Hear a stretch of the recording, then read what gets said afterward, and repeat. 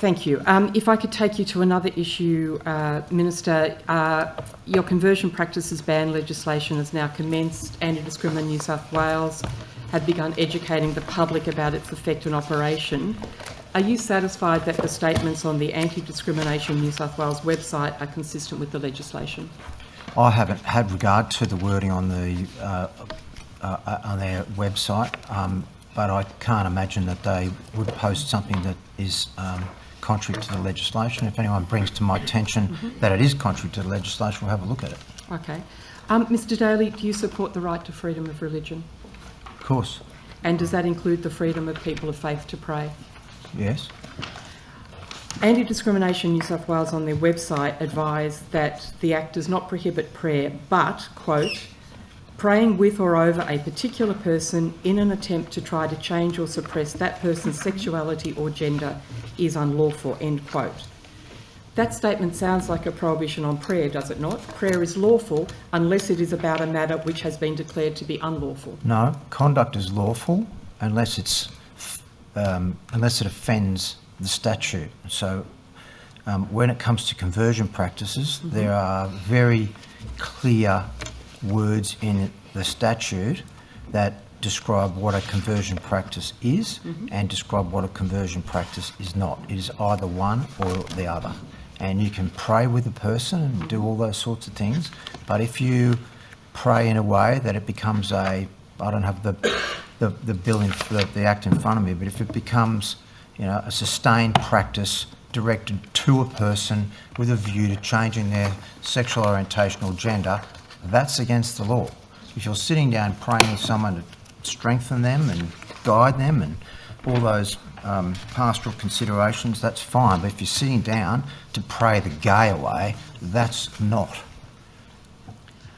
So, with respect, isn't prayer commonly about change of all sorts of things? It depends on the context, on the words that constitute the prayer, on the circumstances that underpin the conduct. And so I can't give you a definitive answer on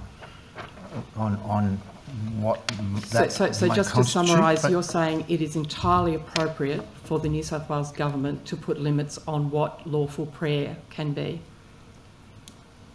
Well, if it's an unlawful prayer, then it's not a lawful prayer. If it's a prayer that's actually not a prayer, it's a conversion practice, and it's not lawful. So the government has the right to say what prayer is lawful and what prayer is unlawful? It doesn't matter whether it's a prayer or whether it's not a prayer. Prayer is subjective. If it's words that constitute a conversion practice, it's unlawful. And look, we've been through this. Sorry, I'm just trying to understand your answer. Are you saying that the government can judge whether something is a prayer or not? Or are you saying the government can put limits on what lawfully can be done in the way of prayer? Government can put limits on the behaviour of its citizens, regardless of what that behaviour is, and they do it in a myriad of ways every single day, whether it's prayer or driving or dealing in drugs or assaulting other people. There's nothing special about words coming out of a person's mouth. If the words that come out of a person's mouth constitute a conversion practice, it's an offensive to the Act. And if it's just what mere, if those words are internal prayer? What does that mean? Look, I'm not going to sit here... No, that means that I could be praying now.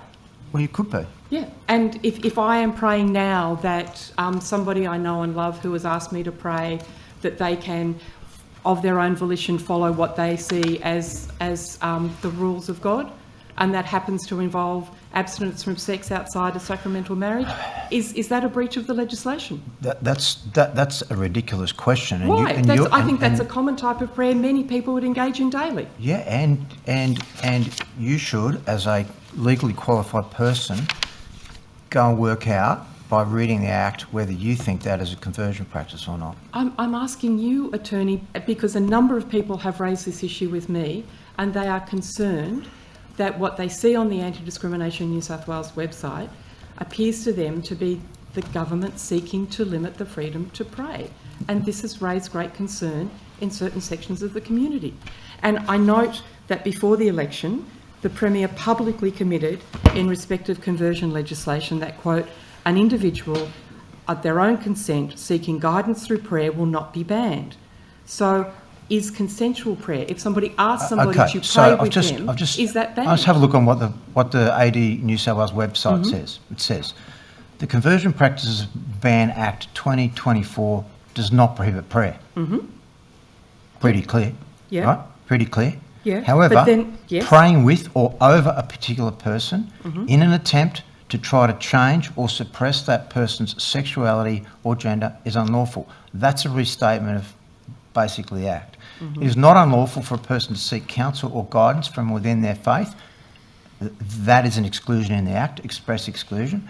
Counsel and guidance, including prayer, can still be given as long as it is not an attempt to change or suppress the person's sexuality or gender identity. That is unremarkable language which restates what's in the Act, and it is an Act that the Faith Affairs Council, I want to thank them for the good faith work they did with my office, with DCJ and others to bring that conversion practices bill to fruition. So just to be clear, you've just told us that the Faith Affairs Council is happy with the conversion practices legislation and is happy with the way it's being interpreted by Anti-Discrimination New South Wales? How would I know that? Well, sorry, then I was uncertain why you made a reference to the Faith Affairs Council. I wanted to thank them for the good faith work they did in helping us to land that bill. And so if they came to you now and they had reservations, you would listen to those reservations? They've already written to me, so I'll have a look at the letter. You know that. You haven't looked at it yet, Attorney General? I've seen the letter and it's been looked at by the department. Okay.